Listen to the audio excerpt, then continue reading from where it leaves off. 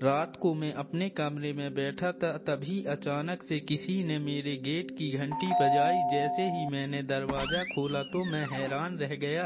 मेरे सामने दुबली पतली नाजुक सी लड़की खड़ी थी। उसका चेहरा चांद की तरह चमक रहा था। उसकी आंखों में अजीब सा तेज था और होठों पर गीली मुस्कान के भाव लिए हुए थी। मैं हैरान होकर उस अजनबी चेहरे को गौर से देखा तो बेहद खूबसूरत एक लड़की थी। उसे देखते ही गजब सा आकर्षण महसूस हुआ। मेरे समझ से उसने अपनी जिंदगी के 17-18 बसंत ही देखे होंगे। उसके चेहरे पर परेशानी की रेखाएं दिख रही थीं। जिस्म पर कपड़े भी मैले थे। ऐसे लग रहा था कि जैसे वह मिट्टी में लेटी हुई थी। मैंने सख्ती से पूछा, क्या है, कौन हो तुम? तब वह बोलती है, मैं एक मजबूर गरीब लड़की हूँ साहब। उसने परेशानी भरे अंदाज में कहा। मेरी माँ इधर आसपास घरों में काम करती है। वह अभी तक घर नहीं लौटी। मैं उससे काफी वक्त से ढूंढ रही हूँ और ढूंढते ढूंढते इधर आई थी, मगर वह मुझे ना मिली। ढूंढते ढूंढते वक्त का एहसास नहीं हुआ और अब घर जाते हुए डर लगता है साहब। समझ नहीं आ रहा कि मैं क्या करूं। पता नहीं क्यों उसके लिए मेरे दिल में हमदर्दी जाग गई। मैं बोला, ठीक है चलो, मैं तुम्हारे घर छोड़ दूंगा। अगर वो घबरा कर बोली, अगर क्या साहब? मैं बोला, अगर तुम कुछ देर इंतजार कर लो, क्योंकि मैंने खाना नहीं खाया है, बस फटाफट खा लूंगा। अगर तुम चाहो तो अंदर आकर बैठ सकती हो। मैंने सोचा था कि इतनी रात को फ्लैट के अंदर से आने में झिझकेगी, मगर ऐसा नहीं हुआ। वह एक पल में झटके के साथ अंदर आ गई। उसके अंदर आते ही मैंने झट से दरवाजा बंद कर दिया। वह आराम से कुर्सी पर बैठ गई। मैंने खाना खाने के लिए आग्रह किया तो कहने लगी कि भूख नहीं है, परंतु मैंने जब विनम्र भाव से निवेदन किया तो वह मान गई। मैंने 2 अलग अलग प्लेटों में खाने को परोसा और 2 चपाती उसे भी दी और खुद एक लेकर खाने लगा। कुछ देर में खाने का कार्यक्रम खत्म हुआ तो मैंने उससे कहा कि अब हमें चलना चाहिए। यह सुनकर उसने चुपचाप हाँ में गर्दन हिला दी। मोमबत्ती की हल्की रोशनी उसके चेहरे पर पड़ रही थी। सचमुच वो बेहद हसीन थी। शायद उसे अपनी इस खूबसूरती का उसको थोड़ा भी घमंड नहीं था, मगर उसकी आंखों में अजीब सा सूनापन। मैं सोच रहा था कि वह कितनी भोली है। वह तन्हा किसी अजनबी के कमरे में, वो भी अंधेरी रात में, बेखौफ मेरे सामने खड़ी थी। हालांकि वो मेरे शराब की बोतलें देख चुकी थी, परंतु वो इस बात से जरा सी भी विचलित नहीं थी। फिर मैंने चलने का इरादा बना लिया और सोचा कि मैं अपने भाई के घर तो जा ही रहा हूँ, रास्ते में इस लड़की को इसके घर छोड़ दूंगा। इसका अकेले इस आधी रात में घर जाना ठीक नहीं है। वो बेहद खूबसूरत है, इसके साथ कुछ भी हादसा हो सकता है। वैसे लड़कियों की तरफ मेरी नियत कुछ कम ही बिगड़ती है। खूबसूरत खिले फूल मुझे बेहद पसंद है, मगर मैं अपनी सीमा के अंतर्गत ही रहना सही समझता हूँ। हाँ, अगर कोई फूल टूटकर मेरी झोली में गिर पड़े तो मैं केवल उसकी खुशबू चुराना पसंद करता हूँ। मैं दरवाजे की तरफ बढ़ा और दरवाजा खोलते हुए बोला, चलो अब हमें चलना चाहिए। वो मेरे साथ चल पड़ी। मैंने उससे पूछा कि तुमने कहाँ कहाँ ढूंढा? वो बोली, साहब मैंने सभी जगह देख लिया, बस उस तरफ नहीं देखा। उसने कब्रिस्तान की तरफ इशारा करके कहा था, हालांकि कब्रिस्तान थोड़ी दूरी पर था। हम पैदल चलने लगे। कुछ देर चलने के पश्चात उसने मेरा हाथ पकड़ लिया। मैं बोला, यह क्या कर रही हो? वह बोली, साहब सामने कब्रिस्तान है, इसलिए मुझे डर लग रहा है। मैंने कहा, डरने की कोई बात नहीं है, मैं तुम्हारे साथ हूँ। यह कहकर हम कब्रिस्तान की तरफ बढ़ने लगे। मैंने बोला, अरे मैं तुम्हारा नाम पूछना ही भूल गया। कुछ अपने बारे में बताओ ताकि सफर भी कट जाए और तुम्हारा डर भी कम हो जाए।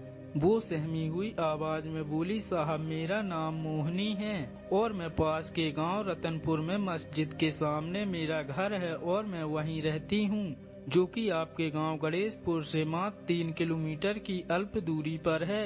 हाँ, बहुत अच्छी बात है। इसका मतलब तुम पड़ोस की गांव की हो, लेकिन मैंने तुम्हें कभी पहले देखा नहीं। मोहिनी के जवाब खत्म होते ही मैंने तपाक से अपना अगला प्रश्न रख दिया। मोहिनी बोली, साहब हम लोग बहुत गरीब लोग हैं, हमारे पास कृषि करने के लिए खेती नहीं है। मेरे बाबूजी लोहार हैं, वो लोहे के औजार बनाने का काम करते हैं और मेरी माता लोगों के घरों में बर्तन धोने और साफ सफाई का काम करती है ताकि कुछ जमा पूंजी का जुगाड़ हो सके और मेरे हाथ वक्त से पीले कर के विदा कर सकें और मैं अपने माँ बाप की इकलौती संतान हूँ।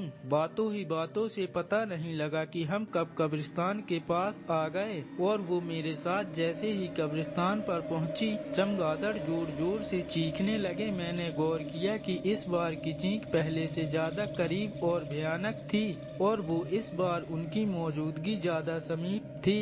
हवा भी काफी तेज हो गई, पर मुझे आश्चर्य तब हुआ जब मैंने देखा कि वो मेरे साथ नहीं थी और उसका हाथ मेरे हाथ से कब जुदा हुआ इसका जरा सा भी एहसास नहीं हुआ था। वो गायब हो चुकी थी क्योंकि चारों तरफ कब्रिस्तान था और वो इतनी जल्दी कहीं जा भी नहीं सकती थी।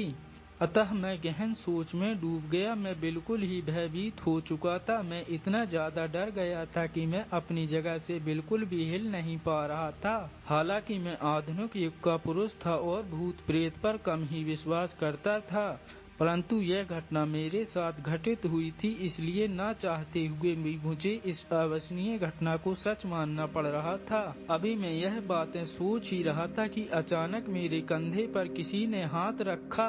अब आलम यह था कि मेरा दिमाग उस युवती के बावजूद के विषय में सोच ही रहा था कि इस घटना से मेरा हृदय जोर जोर से धड़कने लगा। जब मैंने पीछे पलटकर देखा तो एक औरत सफेद साड़ी पहने हुए थी और उसके बाल खुले थे।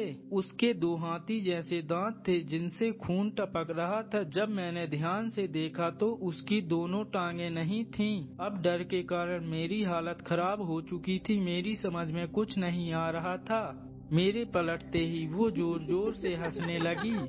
मेरे दिमाग ने काम करना बंद कर दिया और मैंने ये गौर किया कि मेरे हृदय की रफ्तार इतनी तेज हो चुकी थी मानो कब ये थक कर बंद हो जाएगा इसका जरा सा भी अंदाजा नहीं था। इस कब्रिस्तान में इस अप्रिय घटना ने मेरे मस्तिष्क पटल को अपनी जकड़ में ले लिया था और खौफ ने पूरी तरह से मुझे अपनी गिरफ्त में ले लिया था। धीरे धीरे सोचने समझने की शक्ति भी दिमाग के शून्य होने के कारण जवाब देने लगी थी। मोहिनी, जिसे मैं कुछ वक्त पहले मासूमियत की दूसरी परिभाषा और सौंदर्य की देवी समझ रहा था, वो अगले ही पल इतने विकराल रूप में मेरे सामने आएगी मुझे बिल्कुल भी एहसास नहीं था। उसकी कर्कश हंसी ने मेरी विस्की का गुरूर क्षण भर में छू कर दिया और मेरी आंखों की पुतलियों को फैलने पर विवश कर दिया। और ये कहना भी अन्याय नहीं होगा कि इस ठंड में मोटी जैकेट पहनने के बावजूद भी मेरे पूरे रोंगटे खड़े हो गए और उसकी वजह वह मोहिनी ही थी। वो भयानक चुड़ैल जिसकी कर्कश हंसी से सारा कब्रिस्तान गूंज रहा था, जिसका पूर्वाभास मुझे कुछ वक्त पहले चमगादड़ों के एक झुंड ने कराया था। मैंने लाख कोशिश की जय हनुमान बोलने के लिए अपने मुख को खोलूं और तेज गति से भाग जाऊं, परंतु पता नहीं उस चुड़ैल की अजीब शक्ति के कारण मैं विवश था। ना तो मैं कुछ कह पा रहा था, ना ही मेरा मुख खुल पा रहा था। मेरी तरफ देखकर खौफनाक ठहाके मारकर बोलने लगी, साले सब के सब मर जाएंगे, तुम लोगों ने मेरे साथ अच्छा नहीं किया, अब कोई जिंदा नहीं बचेगा। इससे पहले कि मैं जुबान हिलाकर कुछ कह पाता या कुछ करने के लिए हिम्मत जुटा पाता, उसके लंबे लंबे नाखून वाले हाथ जिससे खून की लाल बूंदें टपक रही थीं, अचानक मेरी ओर बढ़ने लगे और उसने मेरे दाएं हाथ की कलाई के पास जोर से पकड़ लिया। उसके मेरी कलाई पकड़ते ही मेरे शरीर में खौफ की ऐसी लहर दौड़ गई कि मेरा पूरा शरीर ही कांपने लगा और मेरी सारी हिम्मत जवाब दे चुकी थी। मेरे अंदर जरा सा भी एहसास नहीं था कि हाथ को झटक सकूं। भय के वशीभूत होकर मैं कुछ भी करने में अपने आप को असमर्थ महसूस कर रहा था और मेरी आंखों पर धीरे धीरे घना काला अंधेरा सा छाने लगा था। मैंने कहा था इसको कि हमारे साथ रहे, अजनबी जगह पर अकेले कैसे रह लेता है, भगवान न करे कुछ हो जाता तो। वो तो शुक्र हो चौकीदार का जिसने हमें सही वक्त पर बुला लिया और हम सही समय पर इसको अस्पताल ले आए। श्री राम जी का शुक्र है कि उन्होंने मेरी पूजा की लाज रख ली। मेरे कानों में यह मधुर ध्वनि पड़ रही थी जो कि मेरी भाभी की ही प्रतीत हो रही थी। भैया मूक दर्शक बनकर बिना किसी प्रतिक्रिया के भाभी की सारी बातें सुन रहे थे और आंखें मेरी तरफ टिकाए खड़े थे। मुझे इतना सुनते ही एहसास हो गया था कि मैं जिंदा हूँ और कहाँ हूँ और कैसे लाया गया हूँ। अपने आप को संभालते हुए मैंने बैठने की कोशिश की तो भैया मेरी तरफ से बोलते हुए लपके कि अरे लेटे रहो। वो बिल्कुल ही मेरे बगल में खड़े थे और भाभी मुझे मेरे बाल में हाथ फेर रही थीं, जैसे कोई माँ अपने लाडले पुत्र को स्नेह करती है। वहीं इस कमरे में किसी कुर्सी पर मौन लेकिन सारी खबरों से अनजान मेरी भतीजी आकांक्षा बारी बारी से सबको निहार रही थी। शायद वो अपने तरीके से हालात का जायजा ले रही थी। भैया ने उस सरकारी चारपाई से उठकर बैठने में मेरी मदद की और कमर के पीछे के हिस्से की तरफ 2 तकिए सहारे के लिए लगा दिए और ये बोलते हुए चले गए कि मैं थोड़ी देर में अस्पताल के बिल का भुगतान करके और अस्पताल की बाकी की चीजें पूरा करके आ रहा हूँ। तब तक तुम लोग भी चलने की तैयारी करो। ये कहकर भैया वहाँ से चले गए, लेकिन मेरे जहन में उस कब्रिस्तान के वे खौफनाक दृश्य आंखों के सामने दौड़ रहे थे। उस वक्त चुड़ैल की कई बातें याद आ गईं। वर्तमान से कटकर उस बीते हुए पल में खो गया। किस तरह से सारी घटनाएं घटित हुई थीं। उस चुड़ैल का वो खौफनाक चेहरा और उसका डर अब भी मेरे दिल में पूरी तरह से घर कर चुका था। यह घटना मुझे अंदर ही अंदर झकझोर रही थी। अचानक मेरे दिमाग में एकाएक बिजली सी कौंधी और भाभी से कुछ पूछने की उत्सुकता हुई और बोला, भाभी मैं यहाँ कैसे आया? मुझे कुछ याद क्यों नहीं आ रहा? मैं तो वहाँ चुड़ैल। चलो यहाँ से इन सब का जवाब अब घर पर ही मिलेगा। भाभी के जवाब देने से पहले भैया वहाँ आ चुके थे और ये भर्राई हुई आवाज उन्हीं की थी। भाभी ने सारे सामान को समेटते हुए आकांक्षा को गोद में लिया और भैया ने मुझे सहारा देकर उठाया और अपनी कार की तरफ बढ़ चले। हम घर पहुंच चुके थे और भैया अस्पताल की रिपोर्ट लेकर काफी देर कमरे में रहे। फिर कुछ देर बाद एक आवाज देकर भाभी को अंदर बुलाया। लगभग 10 मिनट के बाद भाभी मेरे पास आईं और बोली, देवर जी आपको क्या ये शोभा देता है? खुद पर काबू नहीं है तो क्या ऐसा काम करते हो? भैया आपसे बहुत नाराज हैं। अब आप आखिर हुआ क्या है? कोई मुझे भी बताएगा या बस पहेलियां ही बुझाओगे? मैंने भाभी की बात पूरी होने से पहले ही मैंने खींचकर कहा, आपकी मेडिकल रिपोर्ट में लिखा है कि आपकी इस हालत के जिम्मेदार आपकी अल्कोहल है, जिसकी अत्यधिक मात्रा के सेवन करने के कारण आपको अपने ऊपर नियंत्रण नहीं रहा और आप कब्रिस्तान में बेहोश हो गए। लेकिन भाभी मैंने तो चुप रहिए आप, आपको अपनी नहीं तो कम से कम हम लोगों की चिंता तो होनी चाहिए।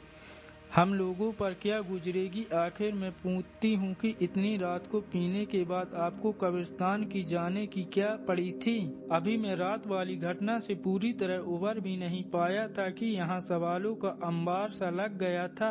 मेरी मानसिक स्थिति और भी पेचीदा हो जा रही थी और मैंने निर्णय नहीं ले पा रहा था कि इनके सवालों का क्या जवाब दूं या फिर पहले मैं उस रात की पहेली को समझूं जिसने मेरे अंदर कोहराम मचा के रखा था। थोड़ी देर में मैंने यह निर्णय लिया कि अभी इनको कुछ बताना शायद सही नहीं होगा। आज की कहानी में बस इतना ही। अगले पार्ट के लिए कमेंट में जरूर बताइए कि आपको इस कहानी का अगला पार्ट चाहिए। और अभी तक वीडियो को लाइक नहीं किया तो वीडियो को लाइक और चैनल को सब्सक्राइब कर दीजिए। मिलते हैं आपसे अगली कहानी में।